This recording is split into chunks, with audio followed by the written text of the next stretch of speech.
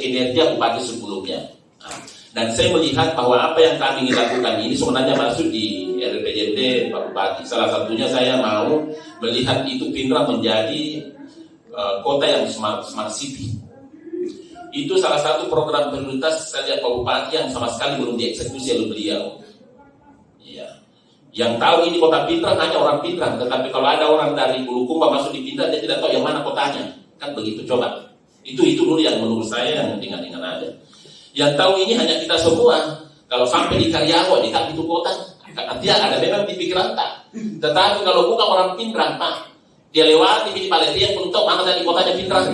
Kan begitu. Artinya tidak ada perbedaan antara kota kecamatan dengan kota ibu kota kabupaten. Kalau di pikiran saya mudah-mudahan bisa direspon secara positif.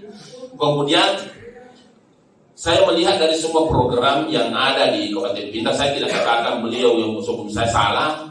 Saya cuma ingin kelihatan sekali itu pembangunan ekonominya.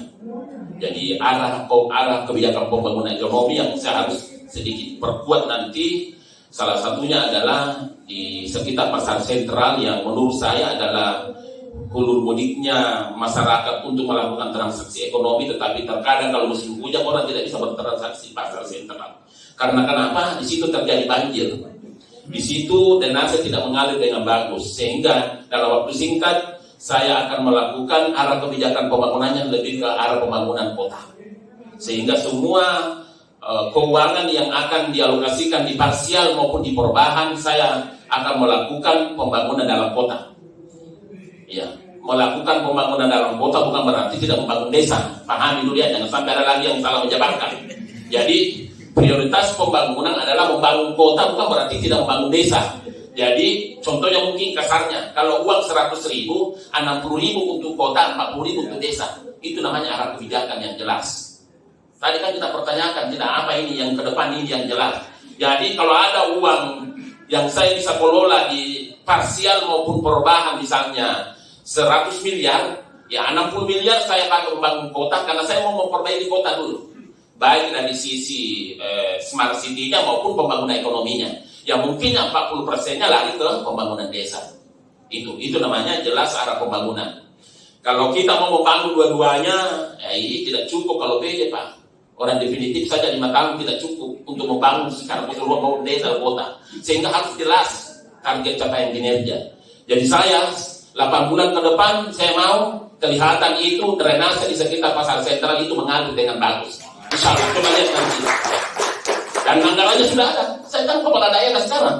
Saya mau pakai uang itu, saya punya kebijakan. Kalau setuju bukti ya setuju gini. Daripada itu di Ponorogo sana, di Selan banjir terus. Ya kan itu. Coba bayangkan Pak. Jadi gini, jadi cara berpikir saya. Kalau orang yang tinggal di Sawito ini belum tentu injak apa namanya di sana, Batu Lampak. Tetapi kalau orang Batu Lampak pasti injak Pindrang.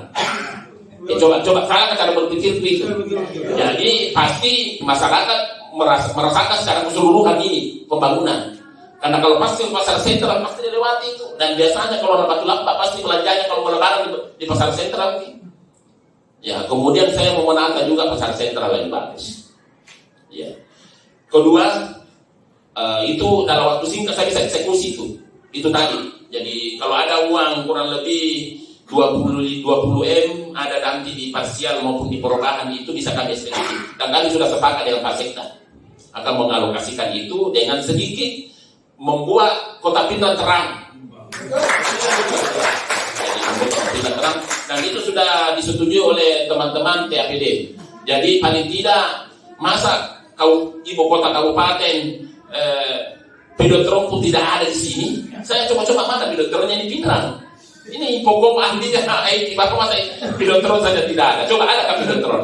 Kedua, manfaatnya itu Videotron sekaligus menerangkan kota menjadi indah. Dia juga punya nilai ekonomis. Kita bisa persewakan. Jadi ada fungsi ganda. Jadi jangan hanya membuat kota ini terang tetapi tidak berpenghasilan. Itulah tadi pembangunan ekonominya. Arah kebijakan kita harus mengarah kepada arah kebijakan pembangunan ekonomi. Arah kebijakan pembangunan ekonomi itu tidak bisa dinikmati sekarang, tetapi itu 3-5 tahun ke depan. Jadi kalau pemerintah harus berpikir, tidak boleh berpikir sekarang, tetapi berpikir ke depan. Ya, mungkin bukan